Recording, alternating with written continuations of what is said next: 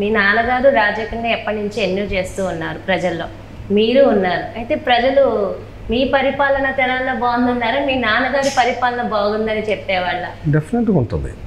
ఇప్పుడు రాజశేఖర రెడ్డి గారిని చూశారు, రాజశేఖర రెడ్డి గారి కుమారుడు జగన్మోహన్ రెడ్డి గారిని ప్రజలు చూశారు. రాజశేఖర రెడ్డి గారి రాజకీయ ప్రస్థానం సుమారు 40 సంవత్సరాల పైన ఉంటుంది. జగన్మోహన్ రెడ్డి గారి రాజకీయ ప్రస్థానం సుమారు 15 సంవత్సరాలు. రాజశేఖర రెడ్డి గారిని చూసిన ప్రజలు జగన్మోహన్ రెడ్డి గారు ముఖ్యమంత్రి అయితే బాగుంటుంది అని ఒకసారి ఓడించిన రెండోసారి గెలిపించారు. ఆ రాజశేఖర రెడ్డి గారి పరిపాలనని, రాజశేఖర రెడ్డి గారితో ప్రజలకున్న సంబంధాన్ని నిలుపుకోవటం కోసం జగన్మోహన్ రెడ్డి గారు చేసిన ప్రయత్నం, తాపత్రం ఈరోజు తండ్రిని మించిన తనయుడుగా పేరు తెచ్చుకున్నాడు. లో ప్రొఫైల్ సీఎం ఇంత లో ప్రొఫైల్తో ఆంధ్ర రాష్ట్ర ముఖ్యమంత్రి ఏ ముఖ్యమంత్రి లేడు. ఇది వాస్తవం. సింపుల్ సిటీకి నిలువుటర్థం ఈ రాష్ట్ర ముఖ్యమంత్రి జగన్మోహన్ రెడ్డి. అలాగే నేను, మా నాన్నే చూశారు ప్రజలు, నన్ను చూశారు.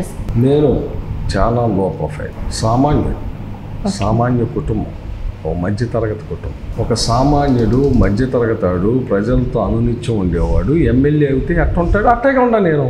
సో అందుకే ప్రజలు నా దగ్గరికి ఫ్రీగా రాగలుగుతున్నారు. అందుకే ప్రజలు మా శివ అన్న అనుకుంటారు, మా శివ అంటారు, మా సత్యంగారి అబ్బాయి అనుకుంటారు, మా శివకుమార్ అనుకుంటారు, మా ఏఎస్ఎన్ కాలేజెస్ చైర్మన్ అనుకుంటారు.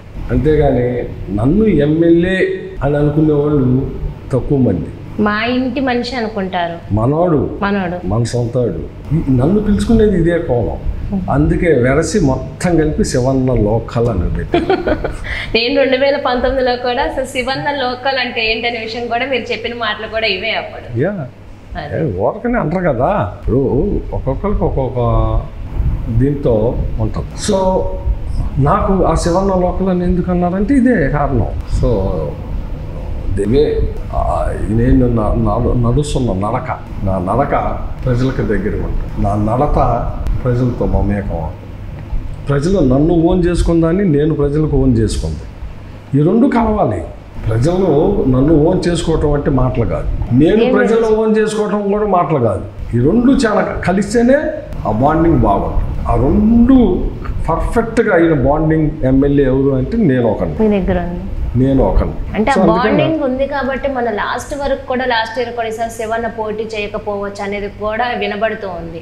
కానీ ఆ బాండింగ్ ఉంది కాబట్టి మళ్ళీ మీరే ఓకే అయ్యారు. నేను ఎందుకు పోటీ చేయనని ఎవరు అనలేదు. నడుస్తుంది సార్, నేను అదే చెప్పాను.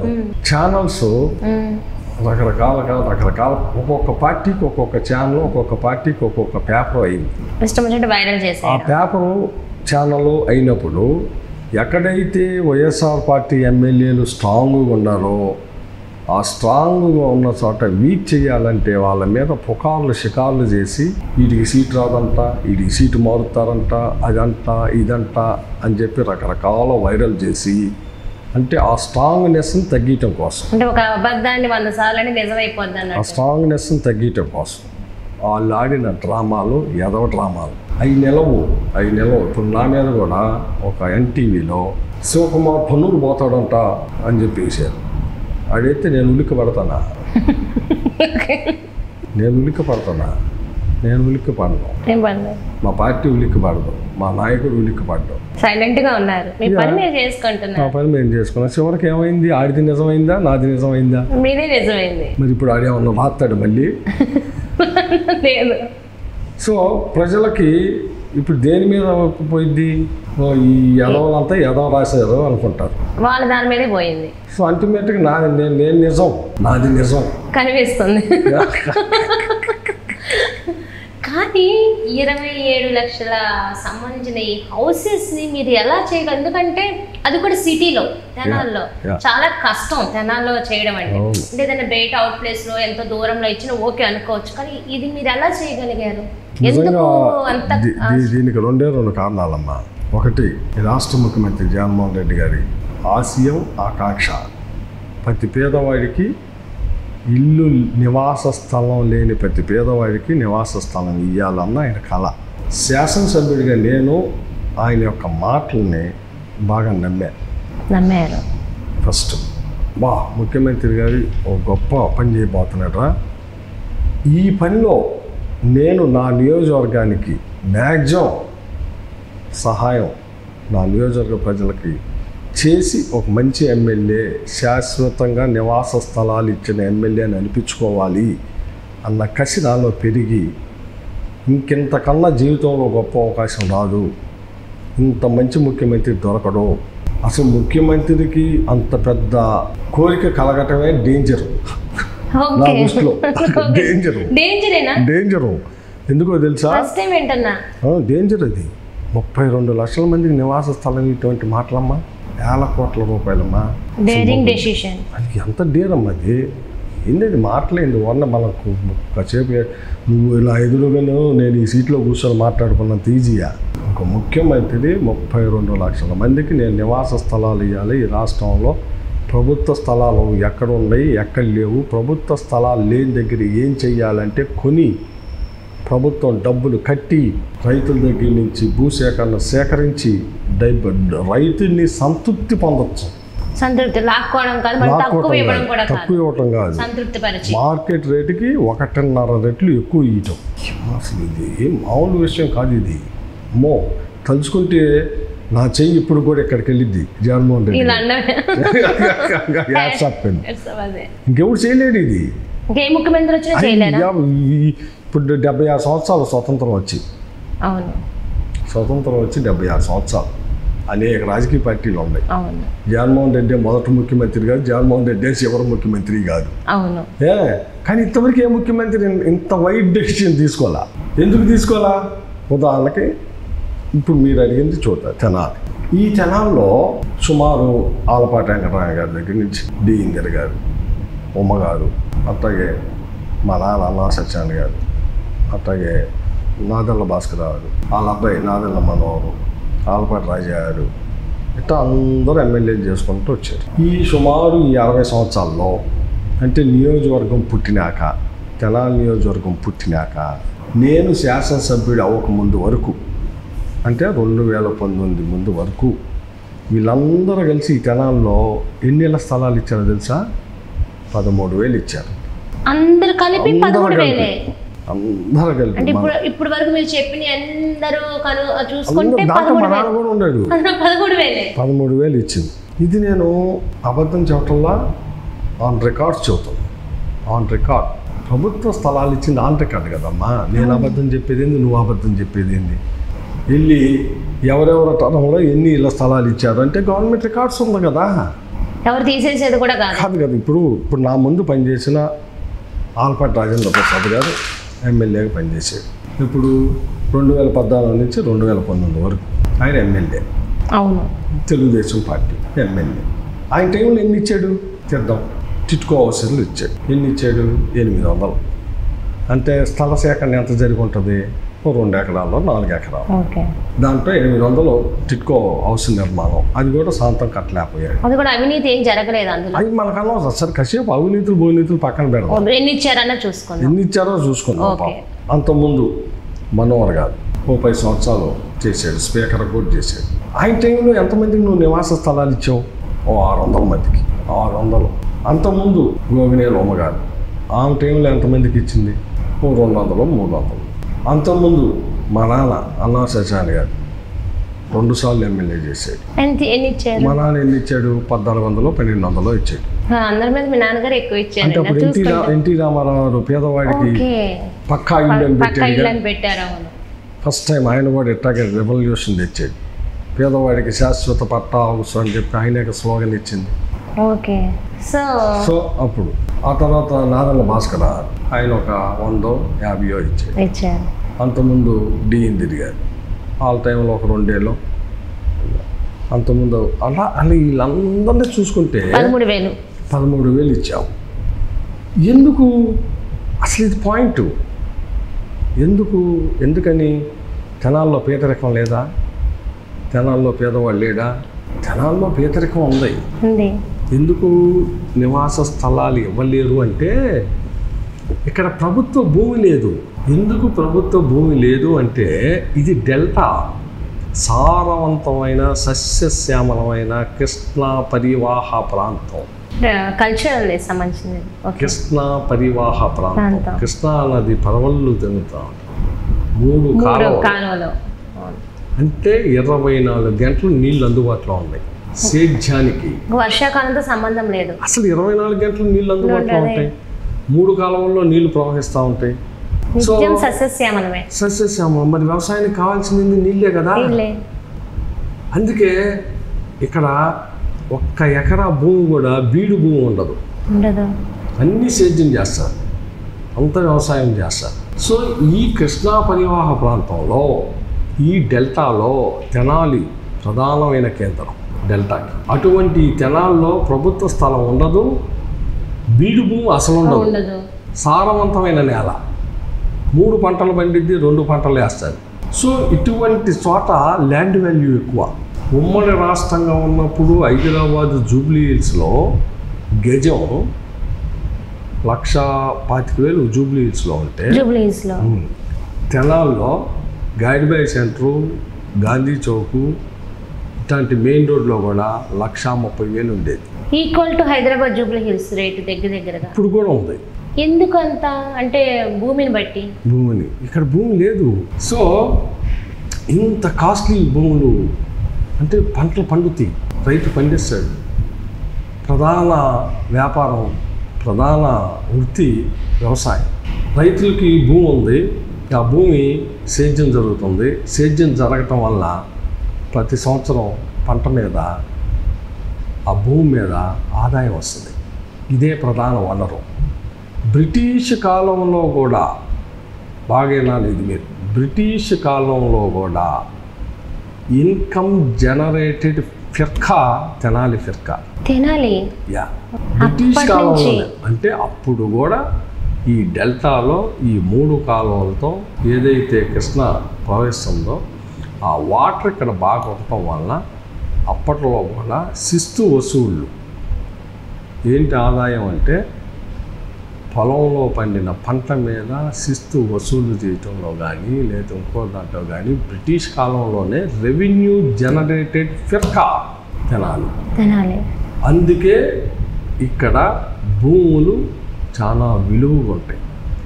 అందుకే ఇక్కడ ప్రజలు బాగా ఎడ్యుకేషన్ ఉంటారు. అందుకే ఇక్కడ ప్రజలు ప్రతి ఇంటో ఒకడు అమెరికాలో ఉండేది, ప్రతి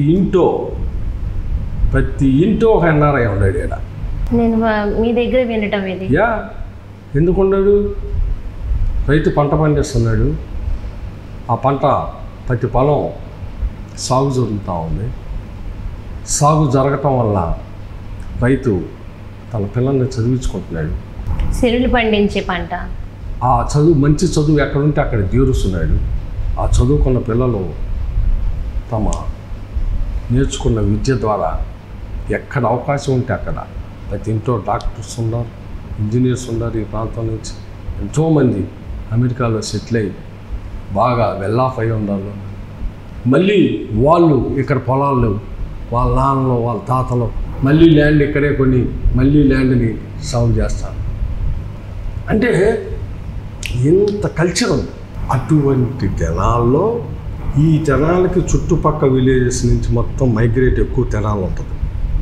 అటువంటి తెనాల్లో పేదలకి నివాస స్థలం ఇటువంటి ఏ ప్రభుత్వం అయినా కానీ ఒక 500, 1000 లేకపోతే ఒక 2000 మించి ఇవ్వలేదు. ఎందుకు ఇవ్వలేదంటే డబ్బుల్ని వాటికి వెచ్చించాలంటే కొంత బడ్జెట్నే ఇస్తుంది ఏ ప్రభుత్వం అయినా, ఏ ముఖ్యమంత్రి అయినా. ఆ బడ్జెట్లోనే ఇవాళ పేదవాడికి నివాస స్థలం ఒక 500 మందికి ఇవ్వాలి అంటే ఏం చేసింది ప్రభుత్వం? ఒక 5 ఎకరాలు 10 ఎకరాలు కొని ఆ 10 ఎకరాల్లో ఫ్లాట్లో వేసి తలా సెంటో, సెంటున్నారో, 2 సెంట్లు ఇస్తుంది. ఎంత ఇస్తుంది? ఒక ఎమ్మెల్యే అడిగితే ఒక 5 కోట్లు 10 కోట్లు బడ్జెట్, అంతమించి ముఖ్యమంత్రి కూడా ఇవ్వలేదు కదా. అందువల్ల ఇవ్వలేకపోయారు. ఫస్ట్ టైం ఈ రాష్ట్ర ముఖ్యమంత్రి జగన్మోహన్ రెడ్డి గారు ప్రతి పేదవాడికి నేను నివాస స్థలం ఇస్తాను ఆయన మాటని, ఆయన పిలుపుని అందుకొని నేను అమ్మా నా ప్రాంతంలో ప్రజలందరికీ నేను ఇయ్యాలా, ఇచ్చి తీరాలా, ఇంత గొప్ప అవకాశం ఆ దేవుడు ముఖ్యమంత్రి గారి రూపంలో ఇచ్చాడు, దీన్ని నేను సద్వినియోగం చేసుకోవాలా, నా ప్రాంత ప్రజలకి, ఆ పేదవాడికి, నివాస స్థలం లేనాడికి, ఆ మధ్యతరగతి వాడికి ఈరోజు ఇప్పుడు కనుక మనం చేయగలిగితే శాశ్వతంగా స్థలం ఓనర్ను చేసేది అవుతాను అని చెప్పి నేను కష్టపడి ప్రతి వార్డు తిరిగి ప్రతి ఊరు తిరిగి ఎవరికైతే నివాస స్థలం లేదో ఆ పేర్లన్నీ సేకరించి మీటింగ్ పెట్టి పబ్లిక్గా, ఇదేమి సీక్రెట్ పబ్లిక్ డైరెక్ట్ మీకు వీడియోస్ ఇస్తా చూసుకో. మీ శాసనసభ్యుడు ఇళ్ల పట్టాలపై అవగాహన సదస్సు అని పెట్టారు. వచ్చారు అందరూ వేల మంది వచ్చారు. అసలు ఒక్కొక్కసారి అయితే పట్టా ఎంతమందికి కావాలో రండి నాకు అప్లికేషన్ ఏంటి అంటే 100 వచ్చినాయి. ప్రతిపక్షాలు ఈ చూసి చాలా సంబరపడ్డారు. ఈ శివకుమార్ గారి పిచ్చిన కొడుకు వీడు మొదటిసారి ఎమ్మెల్యే, వీడికేం తెలియటల్లా, ఇంతమంది వస్తున్నారు, వీళ్ళందరికీ వీళ్ళే తిడతారు, వీళ్ళని మనం ప్రశాంతంగా కూర్చుంటే చాలు అనుకున్నారు. ఎందుకు వాళ్ళకి తెలుసుగా ఎమ్మెల్యేలకు ఉన్నప్పుడు వాళ్ళ స్థలంలో ఎంతమందికి ఇచ్చారో, 100 మందికి ఇచ్చారు, 500 మందికి ఇచ్చారు, 600 మంది, అంటే వార్డుకి 10 మందికి ఇచ్చి ఉంటారు, ఊరికి 10-15 మందికి ఇచ్చారు అంతే. ఇప్పుడు నేను వెళ్ళి కూర్చొని ఎవరెవరు కావాలో రండి అని ఎవరికి 100 వేలు పట్టాలు వస్తున్నాయి. ఇంత కట్టలు వచ్చేసినాయి. వచ్చేవరికి వీళ్ళందరూ సంతోషపడ్డారు. ఈ శివకుమార్ గారు ఈ దెబ్బతో అయిపోతాడు, ఇప్పుడు ఒక ఊరి నుంచి 400 మంది పట్టాలు మాకు కావాలని ఇచ్చారు. ఒక ఊరికి 400 పట్టాలు ఇవ్వటం సాధ్యమా? అవని పని, కష్టమైన పని. ఒక వార్డుకి 600 పట్టాలు ఇవ్వటం సాధ్యమా? అట్లాంటిది చాలా సంతోషపడ్డారు. అసాధ్యాన్ని సుసాధ్యం చేశారు. ఒక్కొక్క వార్డుకి 400 నుంచి 800 పట్టాలు ఇచ్చా. ఒక్కొక్క ఊరికి 500 నుంచి 1000 పట్టాలు ఇచ్చారు. ఇవ్వబట్టే 27,000 మందికి నివాస స్థలాలు సుమారు 580 ఎకరం కొని రైతుల దగ్గర గవర్నమెంట్ రైతులకి డబ్బులేసి ఆ భూమిని చక్కగా రియల్ ఎస్టేట్ చేసినట్టు మార్కింగ్ చేసి ఆ పట్టాలను రిజిస్ట్రేషన్ చేసి కూడా పేదలకు ఇచ్చారు. నా సొంత డబ్బుతో భోజనం పెట్టి అందరికి నా చేతులతో ప్రతి అక్కకి ఇచ్చాను. పండగలా చేశారు. పండగలా ప్రతి ఇంట్లో ఈరోజు వెళ్దాం జగనన్న కాలనీ, జగన్మోహన్ రెడ్డి గారి ఫోటో, నా ఫోటో ఉంది. ఇంటి లోపల కాదమ్మా, ఇంటి గోడ పైన పెట్టుకున్నారు. ఎవడైనా ఒక రాజకీయ నాయకుడు సహాయం చేస్తే మాకు సహాయం చేశారని గుండెల్లో పెట్టుకుంటారు, లేదు ఇంట్లో పెట్టుకుంటారు. ఇంట్లో పెట్టుకోవాలా, ఆడి ఇంటి గుమ్మం దగ్గర పెట్టుకున్నాడు జగన్మోహన్ రెడ్డి గారి ఫోటో, నా ఫోటో. ఈ ఇల్లు, ఈ స్థలం మా జగనన్న శివన్న ఇచ్చాడు అని చిరకాలు ఉండిపోయేలా. ఇదేం పిచ్చిదే ఇచ్చింది. 5 నుంచి 7 లక్షల రూపాయలు ఖరీదు చేసే స్థలం. దీన్ని నేను చాలా 2 సంవత్సరాలు కష్టపడి 2 ఇయర్స్ ఎక్సర్సైజ్ చేసి ఈ తెనాలి పెరిగిద్ది, ఎక్కడో మనం ఇవ్వకూడదు, చక్కగా ఊరికి అందుబాటులో, ఊరి దగ్గరలో, ఊరి మధ్యన. ప్రతిపక్షాలకు అవకాశం కూడా ఇవ్వలేదు. అసలు మాట లేదు, సౌండ్ నో సౌండ్. ఇప్పుడు నేను అదే చూస్తుంది, ఫ్యూజ్ పోతే ఏమైంది? ఇప్పుడు చాలా ఊహించుకున్నారు నా గురించి. ఎందుకు ఈడేంది రప్పించాడు ఎమ్మెల్యే, ఫస్ట్ టైం అయ్యి వీడికి తెలియటల్లా, వీడికి ఏం తెలియక పట్టాలు ఇస్తా అని తిరుగుతున్నాడు, ఈ దెబ్బతోనే వీడు అయిపోతాడు, ఇది సాధ్యం అవ్వదు. ఏ ప్రభుత్వం అయినా ఇప్పుడు వాళ్ళ టైంలో వార్డు 10 మందికి ఇచ్చారు, ఇంకో టైంలో 5గురికి ఇచ్చారు, ఇంకో టైంలో 2కి ఇచ్చారు, ఇంకో టైంలో 30 మందికి ఇచ్చారు అనుకున్నాం. కానీ నేను ఇచ్చిన 100లే. ఇంకెవరికి సౌండ్ లేదంట, సైలెంట్ వాతావరణం. 27,000 మందికి ఇచ్చారు. 27,000 మందికి ఇచ్చారు. ఇప్పుడు వాళ్ళందరూ చక్కగా చాలామంది ఇల్లు కట్టుకుంటున్నారు. ఇంకా కొంతమంది పర్మిషన్స్ రావాలి, ఫస్ట్ ఫేజ్, సెకండ్ ఫేజ్. డెఫినెట్గా రేపు కూడా వేస్తాను. ఇప్పుడు నేనేమంటున్నాను తెలుసా, 27,000 మందికి నేను నిజంగా నివాస స్థలాలు ఇచ్చేవారికి ఇలా ఫ్యూజులు పోయి, ఇదేంట్రా బాబు, ఈ జగన్మోహన్ రెడ్డి, ఈ శివకుమార్ గారు ఎట్ట చేశారు, ఇంక మనం ఏం చెప్పాలా, ఇంకేం మాట్లాడతామని లేక ఇళ్ళ స్థలాల అవినీతి, లేకపోతే ఇల్లు అవినీతి, లేకపోతే ఇంకోటి అవినీతి అని పిచ్చి మాటలు మాట్లాడుకుంటున్నాను. నేను ఒక్కటే చెబుతున్నా, ఈరోజు పోటీ చేసే వాళ్ళు వైఎస్ఆర్ పార్టీ నుంచి సిట్టింగ్ ఎమ్మెల్యేగా నేను, అటు నుంచి పోటీ చేసేది జనసేన నాదెండ్ల మనోహర్ నాయుడు. ఆయన 10 సంవత్సరాలు తెనాలికి ఎమ్మెల్యే చేసేది, నాకన్నా ముందు ఆయన చేశారు. అంటే నేనేమంటున్నానంటే వీళ్ళు నాకన్నా ముందు ఎమ్మెల్యేకి పనిచేసిన వాళ్ళు, వీళ్ళ తర్వాతే నేను ఎమ్మెల్యే అయ్యా. కానీ చేసేసరి ఇంత అభివృద్ధి అయితే చేయలేదు కదా. అని నేనేం అడుగుతున్నానంటే, నాగళ్ళ మనోహర్ గారు 10 సంవత్సరాల్లో ఎంతమందికి నివాస స్థలాలు ఇచ్చారో ఆయన చెప్పమను. నేను ఈ 4 సంవత్సరాల 10 నెలల్లో 27,000 మందిని క్యూలో నుంచోబెట్టి పట్టా కూడా ఆ చేతిలో పట్టుకొని ఇదిగో నా పట్టా అని చెప్పి క్యూలో నుంచోబెడతా. 27,000 మందిని నుంచోబెట్టకపోతే నేను ఎమ్మెల్యే పోటీ కూడా చేయను. నుంచోబెట్టి మీరు పోటీ కూడా చేయను. కాన్ఫిడెంట్గా ఛాలెంజ్ 10 సంవత్సరాలు ఆయన ఎన్ని చేశారు, మీరు ఎన్ని చేశారైతే మీరుంది. 10 సంవత్సరాల్లో ఆయన ఎంతమందికి నివాస స్థలాలు ఇచ్చాడో చెప్పమా. నేను 27,000 మందికి నివాస స్థలాలు ఇచ్చాను. మీరు రెడీ 27,000 మంది క్యూలో నుంచోబెడతా. లైన్గా నుంచోబెడతా. నుంచోబెట్టి బాధ్యత నాది. ఆ చేతిలో పట్టా పట్టుకొని, పట్టా ఇదిగో అన్నావ శివకుమార్ గారు జగన్మోహన్ రెడ్డి గారు ఇచ్చిన పట్టా ఇది అని చెప్పి పట్టాతో సహా నుంచోబెడతా.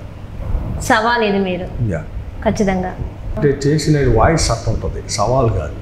కాన్ఫిడెంట్గా ఉంటారు. చేసిన వాయిస్ నిజాయితీ, ఆనెస్టీ.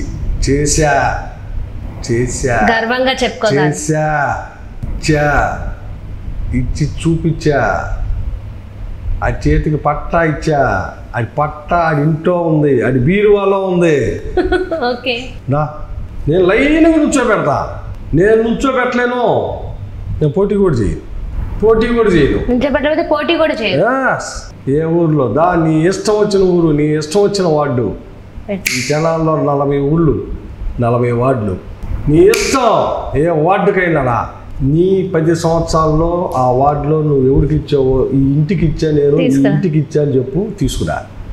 నేను ఆ వార్డులో ఎంతమందికి ఇచ్చానో వాళ్ళందరినీ లైవ్లో నుంచోబెట్టి లైవ్లో చూపిస్తాను. నువ్వే చూసుకోమంటున్నా. చాలా స్ట్రాంగ్ సవాల్. అసలు చూసుకోమంటున్నారు. అసలు ఫ్యాక్ట్ నిజమేంటి? ఇది నిజమా అబద్ధం? బహిరంగంగా రా. అసలు నేనేం చెబుతున్నాను? నిన్ను రాజీనామా చేస్తామని అడగట్లేదు. ఆ పిచ్చి మాటలు నేను మాట్లాడను. నువ్వు పోటీ చేయొద్దు అని పిచ్చి మాటలు నేను మాట్లాడను. నేను అసలు వాళ్ళ గురించి ఏ పిచ్చి మాటలు మాట్లాడను. నేను 27,000 మందికి నివాస స్థలాలు ఇచ్చిన ఎమ్మెల్యేని. ఈ రాష్ట్ర ముఖ్యమంత్రి జగన్మోహన్ రెడ్డి గారి ఆశీస్సులతో నా ప్రాంతంలో ఇంతవరకు స్వతంత్రం వచ్చినాక ఇంతమంది ఎమ్మెల్యేలు ఎవరూ చేయలేంది. నా నియోజకవర్గంలో పేదవాడికి, మధ్యతరగతికి నేను నివాస స్థలాలు ఇచ్చింది నిజం, తీసుకుంది నిజం, చేసింది నిజం. తీసుకున్న అక్కా చెల్లి సంతోషంగా ఉన్నది నిజం. ఆ ప్రతి అక్కా చెల్లి నన్ను ఆశీర్వదించదు. ఈ రాష్ట్ర ముఖ్యమంత్రి జగన్మోహన్ రెడ్డి గారిని ఆశీర్వదిస్తుంది నిజం.